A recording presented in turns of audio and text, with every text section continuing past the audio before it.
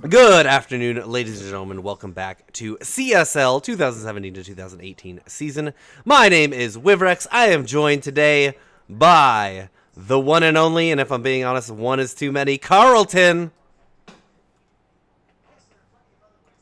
Carlton. His name is Carlton. Yes, hello, Carlton here. All right, we will be bringing you week number 5. This is the UT Austin, University of Texas Austin versus Kansas State. Woo! Carlton, you've been to Kansas or Texas before? You know what? I've seen people on YouTube go there, so basically, yes. Both beautiful. Great schools, great places to be. I will say I've driven through Texas, not impressed. I've also driven through Kansas, even less impressed. Even less, ouch. Why were you unimpressed with Texas, and why were you even less impressed with Kansas? Well, Texas, really, I didn't go through any major cities. This was on the same trip. With Texas, I just kind of clipped across the top there by the Oklahoma Panhandle and just the little top end of Texas. So enough that you could say you've been to Texas without actually going to Texas. Yeah, it's like saying, it's like watching the first 30 minutes of a movie, and you're like, yeah, I saw that movie. It sucked. Of course. Yeah, when I fly across Canada, we enter the U.S. border, so it's like I went to the States, but I technically didn't. And then I flew. Oh, hold on, I should turn this music off Or up. or up. Well, it's either the music or it's us, and honestly, I think they want to hear the music more. I mean, it's probably Will Smith rap, knowing you. But I was helping a friend move home from Nebraska, another state not impressed by. You are a hard-to-impress fellow. Hopefully some collegiate dude, Dota will impress you tonight. Midwest is just like, why? What about the Mid-East? What would you say about the Mid-East? I would say don't go there. Where do you like to go? Do you like anywhere? I like the coasts. The coasts are great. All right, fair enough. But yeah, it's just corn. It's just fields and fields. We drove for 4 hours. The tallest thing I saw was a grain silo. Not even a big one. Nothing to write home about. Well, corn is the foundation of a balanced diet, or so I'm told by advertisements, so I don't think there's too much of a problem with that. Have you been watching cornflakes commercials again? Well, you can get corn, you can have it on the cob, you can have high fructose corn syrup, you can put high fructose corn syrup on just about anything and it'll taste magical. Unlike the places where it grows, apparently. You can have high fructose corn syrup on the cob? On the cob. High fructose corn syrup on my corn on the cob. It's the perfect combination, if you ask me. Oh, boy. All right, we are into the draft here. Team Texas versus PowerCat Esports, and leading out the band, Team Texas is going to take the Undying out of the game. I love this hero. I love him a lot. Is it because of his inability to die, or what about him do you love? Just Decay is it's really hard to underestimate, or really easy to underestimate Decay in the laning phase. So Decay does say that again. No damage whatsoever. 20 damage, I think. Yes. So he's sitting there hitting you, and you're like, I got full HP. I got no problems with this. And then you look down and you're like, oh, full HP is 150 HP, and then he punches you and you die. I love like just how Undying works, where level 1 he's just insane. It's like a power spike at level 1, and then he just if you can't keep that snowball rolling, it just feels bad, and you just get weaker and weaker. And as you're saying, Decay has no damage. Stealing that 4 strength isn't going to be as big of a deal. I just love he's just like a great early game hero that is insane, and you just got to keep that snowball rolling. I just feel he plays the role well. Also, great model, even better model when he uses his ultimate. Yes, and he does have another power spike where if you can roll your early game aggression, you do really good. You pick up that Ags, oh baby. Oh baby, Aghanim's. Before we get into the picks, I want to ask you a question. You see that banner for Team Texas? Do you think that's one of the players on the team? He's in a basketball jersey, so I'm going to go with no. Fair enough. Well put. And to start the draft off, we have Team Texas with the Marana and Earthshaker Jakiro response. Hello, those are some scrappy heroes being picked tonight. I'm ready for some Dota. Yes, very, very meta as well. Earthshaker and Jakiro, very popular last patch. I think we'll continue to see them be popular this patch. The one I'm interested in is the first pick, Mirana, is a super scrappy hero, especially in the early game. Earthshaker, he's not going to help you get a kill on her. What is he going to do? No. Throw down a fissure? No, I'll jump over that. What's he going to do? Throw down 3 fishers? She's going to jump over all 3 of them. Every single one. It's like a freaking all pony 3. show. 1, 2, 3. It's like we're at the horse races. Exactly. They have jumps in the horse races, right? The horse jump race. I know what you're jump talking about. I'm picking up what you're laying down.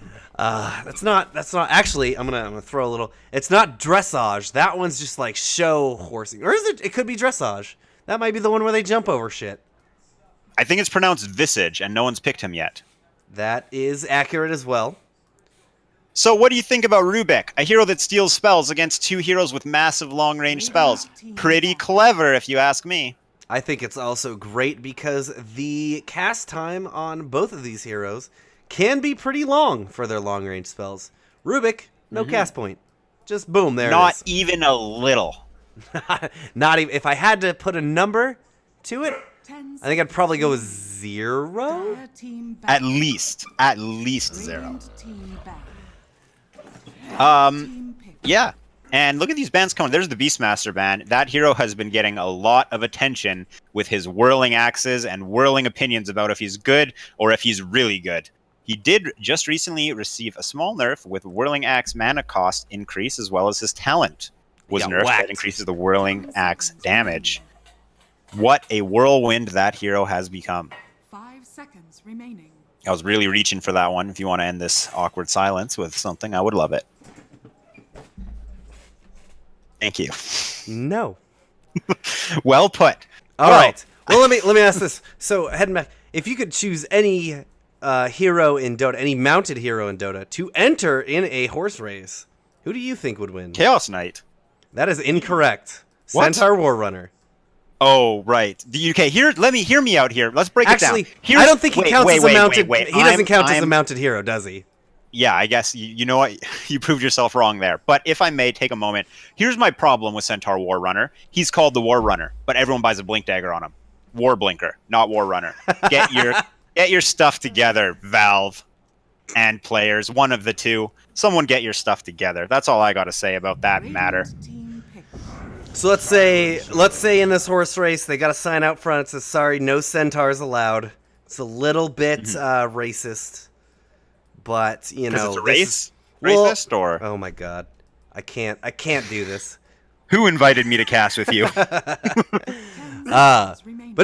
no, it's a back alley horse race. The mob's running it or something. They don't like centaurs. Yeah, it's underground. It's underground, not literally underground, but not on the level. Who else do you pick? You still go with CK? I think CK would be a great pick because that's a person where you just don't, even if you're ahead, you just let CK win. You don't want to be on CK's bad side. Alternatively, Keeper of the Light. I'd have to say no. You're somewhere there with CK. You get ahead of him. Reality Rift. No, you're not. Yeah. Just kidding. Seconds remaining. Reality check, you could say. Ha ha ha ha. Yeah, I think Mirana's a hard choice as well. 3 leaps, man. Although I don't know how long horse races go, so she's gonna use those 3 leaps. She better just go from there. Actually, she should probably save them. Leap, let the move speed run out. Leap, move speed run out. Yeah, very well put in the strategy theory crafting of horse racing with Dota heroes. Okay, here's another one. What about Alchemist? Would Alchemist be allowed to enter this race? I would let him. Nice. Because Alchemist is mounted. I never specified it had to be a horse. Mirana's not on a horse. Gyrocopter is my pick, easily. Ooh, that's a pretty. That's going to outrun a horse 9 times out of 10 by my math. 9.9, repeating, of course. Oh, please, no. Anyway, speaking of math, what do you think about these picks? That I love. I would like to calculate here my opinion on these. That was the best segue I could. You intentionally set up the worst segue possible, so I had to I had to roll with it. Well, Underlord, you're the one who had to take the fall for it. Just another day at the office.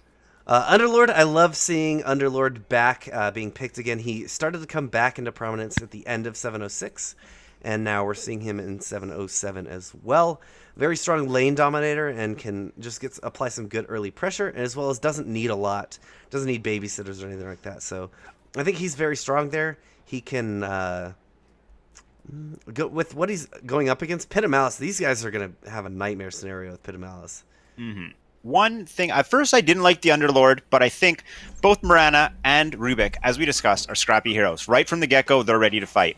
Underlord, not necessarily so much, but as you mentioned, Underlord doesn't need very much help in the laning phase. He's going to get a lot out of his lane, more likely than not. So that leaves 2 lanes for the 4 other heroes on Team Texas to run amok. When they're done running amok, whether it goes well or it goes poorly, Underlord will likely have farmed up some items and he'll set up the Death Ball, which I love. Look so far with just 3, about to be 4 heroes. There's Ogre Magi. That's a scrappy hero right there. That's a hero that right clicks, gets a kill, and comes back from being AFK because there's not too much to do. But and then just his bloodlust alone. Mirana is one of Golgi and I have discussed this to death, but Mirana is one of the few remaining right-click ranged carries that remained viable in last patch, and it hasn't hurt too much this patch. In fact, got a pretty big buff from the leap for the laning phase. She will suffer from her Agi loss that she was just hit with, but something like an Ogre Magi Bloodluster, she back up in there. We're all back up in there. She may have lost Agi, but she didn't lose Beauty, I'll tell you that much. On the side of Kansas, though, I would like to point out that Silencer, first of all around great pick. You can fit him in most any lineup. But Underlord, a hero very likely going to be driving Texas towards a group up death ball kind of strat. Having all 5 heroes working on the same thing on Team Texas, Silencer hits R. That spell is going to hurt Texas every single time. As long as Silencer doesn't get caught out to start a fight, it's pretty hard to mess up a global silence. Yeah, and then a global silence.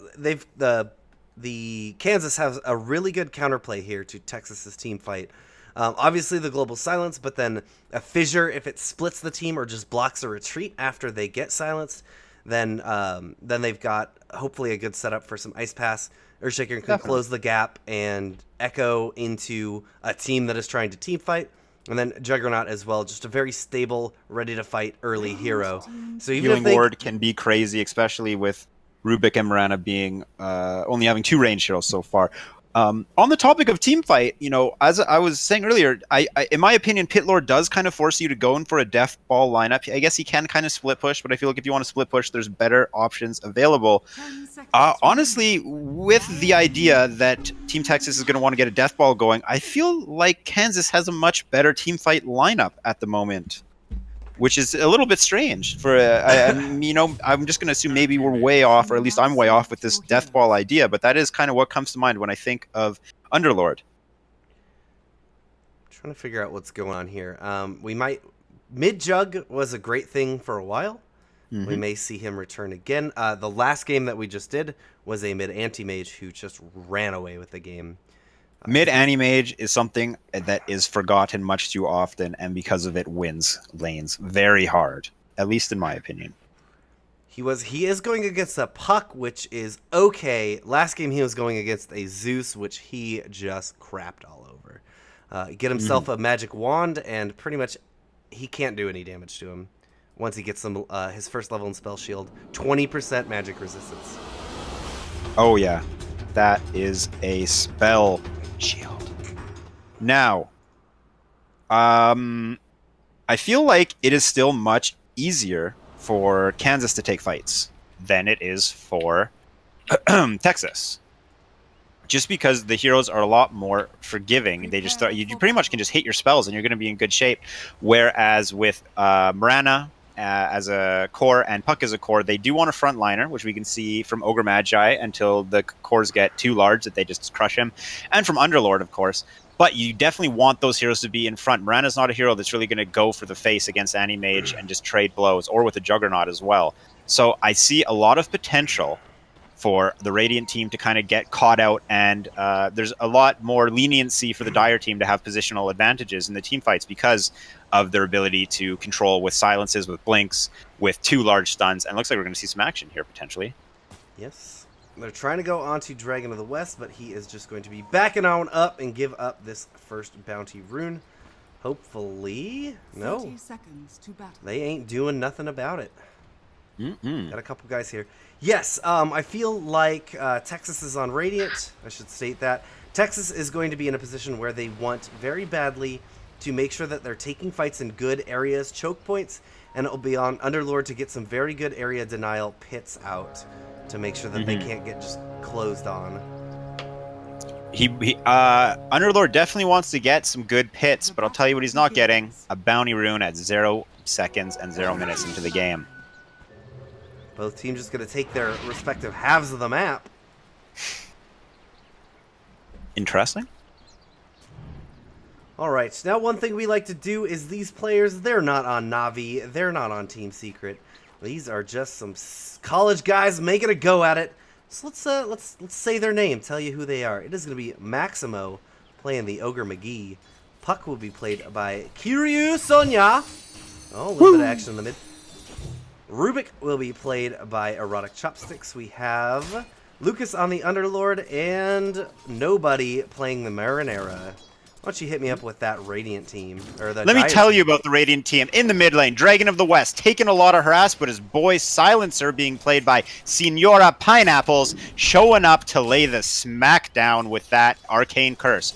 Earthshaker is going to be played by my boy T-Vaunt, which is exactly how you pronounce his name, and he'll be laning with Caesar top on the Juggernaut against the Underlord. And last, but certainly not least, the two-headed dragon, the ice head being played by Cookie and the fire head being played by Doe. And here he goes, taking some harass from Rubik, but not without hitting him with a liquid fire. This mid anti-mage is not going to plan so far. Ogre A lot McGee, of heroes big mid tanky lane, boy. not a lot of HP. Yeah. He's got himself a Orb of Venom, so he is just smacking away into there, doing quite a bit of damage. Puck's going to eat a fissure, but they can't do too much to him here. Oh, they're going to start running Looking him down. good. Might be rough, though. Senora Pineapple taking so much damage from the creeps! He's going to go! You're supposed to help your mid, sir, not feed the other one. All right, It was a good attempt, though. Gonna try and put a little pressure on Dragon of the West, but he'll just blink across the chasm. Jakiro's having a really rough time in this bottom lane with only 1 CS against currently a solo laner. Rubik is going to rotate on him. Top lane, Juggernaut, and Underlord going about even for now. We'll see how it goes when their abilities get some levels. Looks like Rubik might try and do something cheeky here. He can easily set up an arrow with Telekinesis. Here it comes, but the arrow was A little bit late. off. A little bit more communication there. A arrow into telekinesis is quite easy to set up. I've never done it, although can't say I've ever played a Murano with a Rubik in my lane, or vice versa. Well, you've never lived, I'll tell you that much. No, I found out the. Oh, hold on. Dragon of the West going aggressive onto Puck. A fissure is going to hold him in place now. Maximo getting blocked up. Body blocks are there, and they will get to the high ground to safety. Ogre Magi with no mana really doesn't care about that mosquito that is Anti-Mage hitting him. He just walked away. Not a problem. No mana to burn, no damage to take. Yeah, he'll turn around and right-click and poison you. He doesn't Oh, yeah. care. We're starting to see the Underlord take over the Juggernaut lane. It's not too prominent yet, but you can tell that Underlord is in control. There's the Silencer coming top to help give him a hand.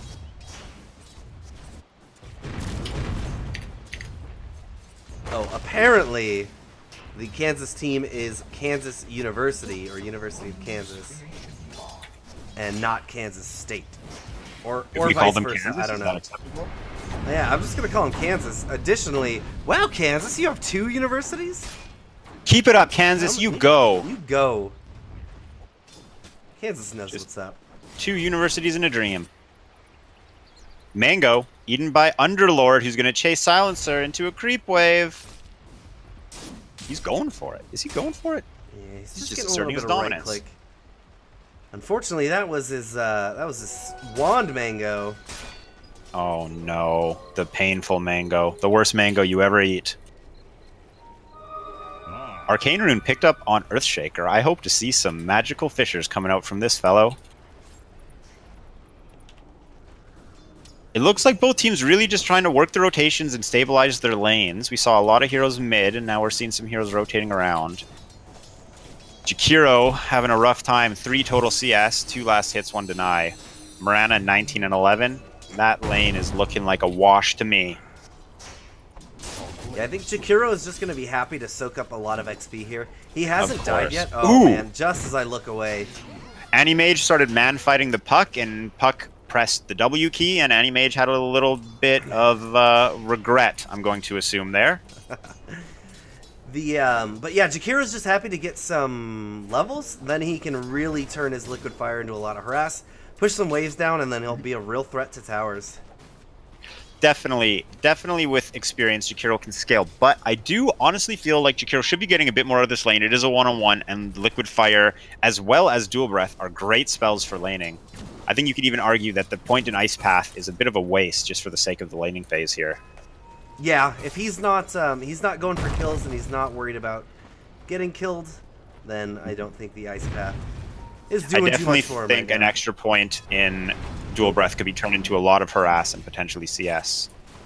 Top lane, we have Rubik joining in. Silencer came top to slow the Underlord down. Rubik came top to slow down the Silencer Juggernaut team, and Underlord's right back in their face with that big old blade of his, smacking creeps, getting gold, and pressure in towers. Rain and fire. What a time to be an Underlord. Erotic Chopsticks get chased down a little bit. He's got the Arcade Curse on him.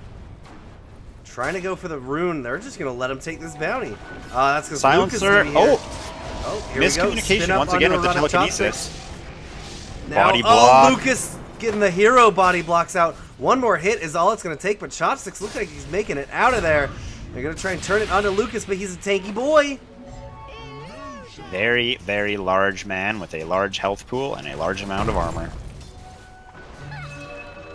You know, I was going to say Silencer was probably a little bit upset because Silencer is supposed to be the annoying hero in lane, but Underlord has taken that role. But once again, miscommunication on telekinesis has set up a poor scenario for the Radiant team.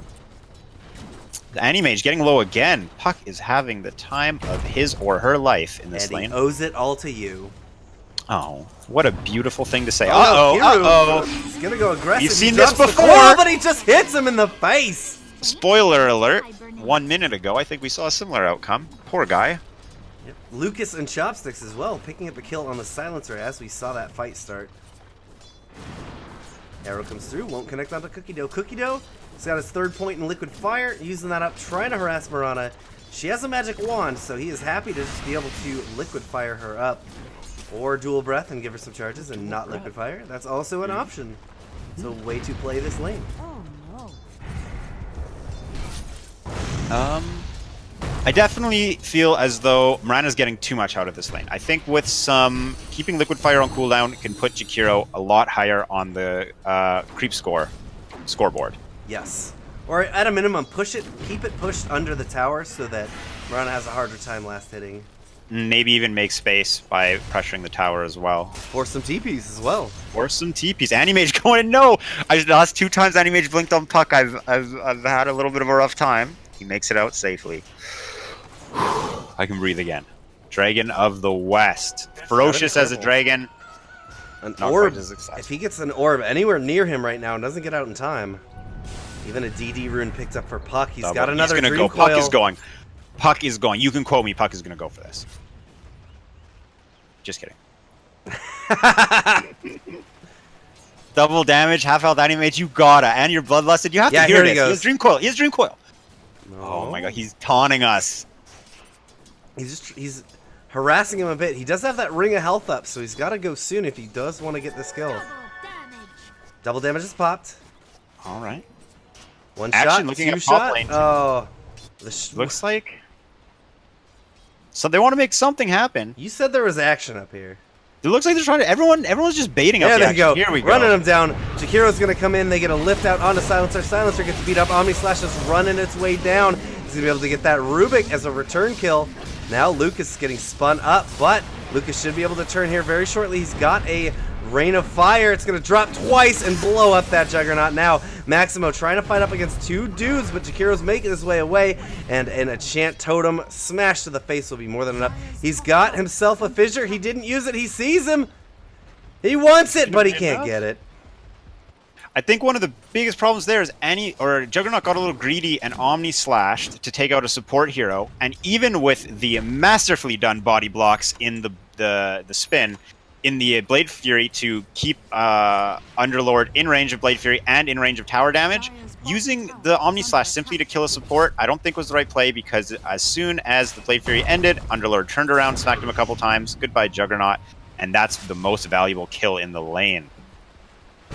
Chopstick's getting caught up behind this fissure. It's finally going to go down. He's trying to run away from the spin.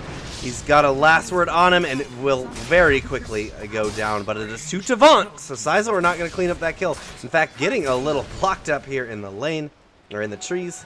Dire's bottom tower is under attack. Ouch. Rubik is having a little bit of a rough time in this game, but wait till he gets that R button, and I think we'll see a different hero entirely. So, what do you think about this puck? Where does this puck want to go? Blink Dagger picked up at 10 minutes. He wants to keep fighting this anti-mage. I think Anti-Mage is the one who wants to keep fighting the puck, it seems.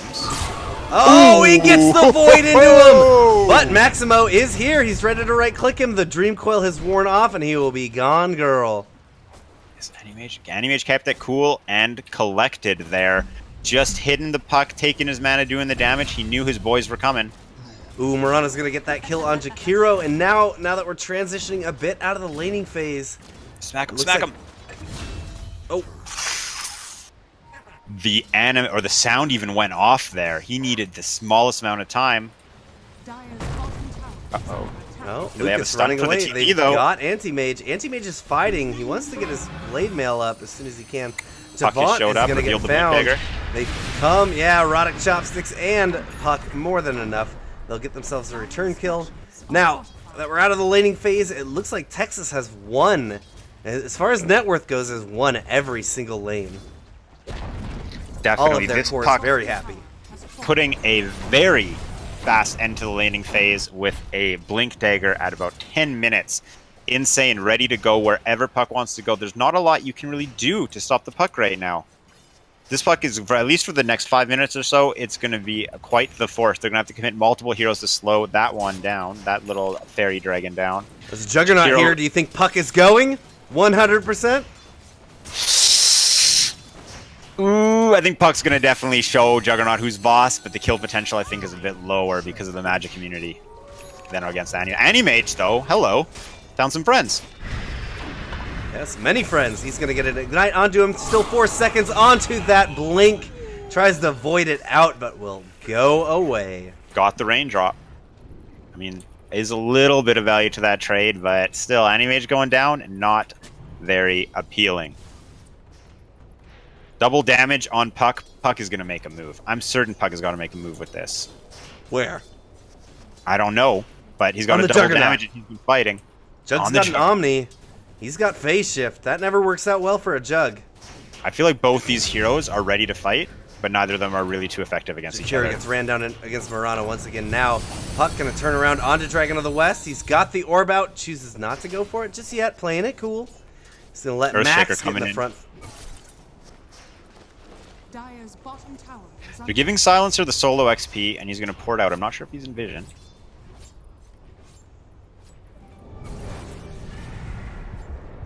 It looks as though there's some issues trying to figure out how to split the farm with Juggernaut and Dire's Anti-Mage top right now. tower is under attack. Dire's They top both tower seem to always be is showing up to the same spot, which isn't top lane, as that tower just went down.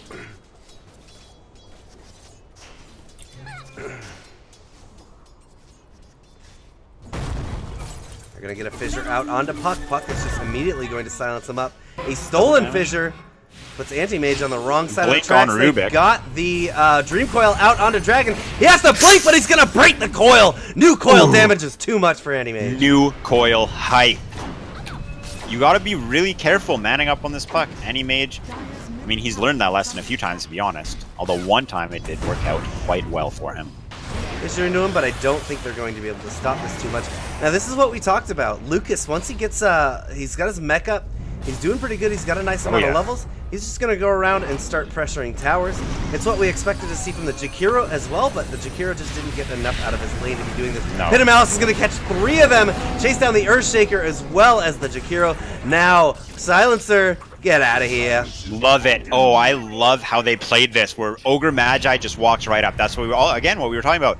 They want Ogre Magi and they want Underlord on the front line. As long as they can get those heroes on the front line, the rest of the team is going to fit together just so well. Ogre Magi walks up. We have Blink stolen on Rubik. We have 3 leaps on Mirana, and we have a Blink Dagger on Puck. Ogre Magi and Underlord waddle slowly with their big old booty into position, and all the damage can get in position just like that, and they can take the team out, take the towers, take the objectives, and potentially even take the game at this rate. They're going for a Roshan already. Yeah, they're love such it. they're such tanky boys that they just easily clean up a tier 1 and 2 out of that exchange. Yeah, I love this. I think Rubik has so many great spells to steal, but right now, oddly enough, I think Blink is arguably better, if not on par, than Fissure and Ice Path because of how he can synergize with his Puck and Mirana, being able to get in and set the fights Lucas, up. get out of this macro pyre! What are you doing, Lucas? Lucas, no! He doesn't care! He just secured. Yeah. There's our global. Coil onto 3. Global Silence goes out, but Silencer is getting run down. They're not able to do too much with that. Lucas is going to be back into the fight with that second life, immediately putting down a pit and getting lots of Firestorm damage. Puck is going to be able to blink out. Doesn't look like he'll be burning down today. Now, they're going to try and chase into the rest. Still 15 seconds on another pit. They've got Diffusal Firestorm, blade. though. They did get the... Oh, Jakiro and Earthshaker getting founded. Oh, that arrow. Going to avoid the Got arrow. me a little but it's excited. Blinky Dinkin, trying to make his way away. Puck is Puck. going to find him. No? No, Puck! Hide and seek champion? Oh, no! Come on! Oh, he blinks. He sees them. They get the lift. They're going to find Anti-Mage as Hello. well. Now, riddle me Princess this. Max. If you were to pick a hero that's cutting heroes up by draining their mana and dealing a large amount of damage, would you assume it would likely be Anti-Mage this game? Yes or no? I would say yes. That is exactly Well, what I'm after expecting. that last fight, I saw Mirana with the Diffusal Blade burn Silencer's mana and health pool quite quickly and then move on to go through the rest of the team. That great start Mirana had, she's putting it to use with this early Diffusal Blade. I've seen it before and I'm seeing it again. She is just cutting people's mana bars and health bars up. Hitting arrows and taking names. An Anti-Mage, with the start that he had against the Puck, I assume that's why he did it. Invested a lot of points into Spell Shield, so he still has low levels on his Blink. Just letting him get caught. They are going to find Earthshaker here in the trees so easily. Surround him, take him down. They are ready to go for yet another tier 2.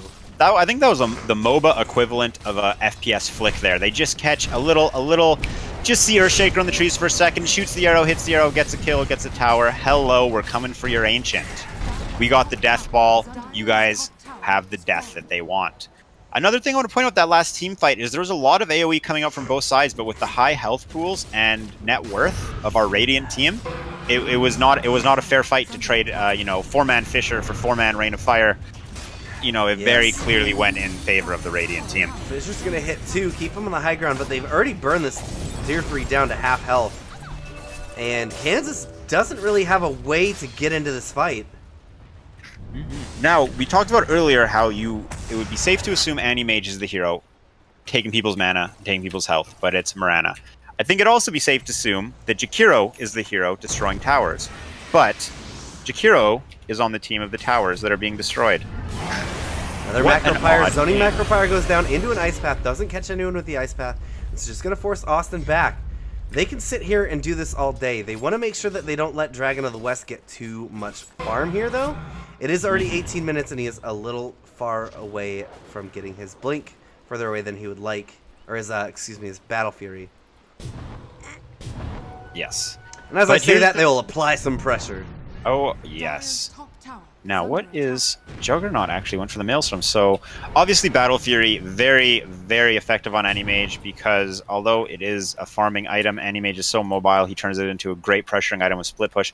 What do you think of the Maelstrom first pickup on Juggernaut? A pretty strictly farming item, no real stats, attack speed, and the ability to hit a lot of creeps with a lot of damage. Anti-Mage is getting found, lifted up, and taken Poor down, guy. found and down. I will add one caveat to that. Anti-Mage works well with Battle Fury. Not so much when he has no tier 2 towers. Yes. And I will say the Maelstrom will at least help them hold high ground a little bit longer with some extra wave clear. All they've really got is Jakiro and maybe a Fissure.